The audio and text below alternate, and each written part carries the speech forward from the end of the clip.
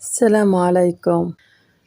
والله الكلام تعب من الكلام، يعني الكلام اللي بنحكيه تعب، هو نفسه تعب. تعب وإحنا نفس الكلام، نفس الأحرف، نفس المناشدات، اللسان تعب نفسه. تعبنا، تعبنا نزوح، تعبنا تهجير، تعبنا خبط قصف رقع ليل مع نهار، تعبنا نقلق على حبايبنا، على أولادنا، تعبنا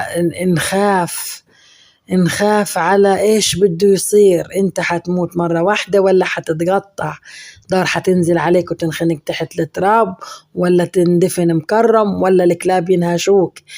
تعبنا جوع، تعبنا جوع، تعبنا يا الله، ما لنا غيرك. انظر إلينا بعين الرحمة ببركة هذه الأيام المباركة يا حنان يا رب العالمين.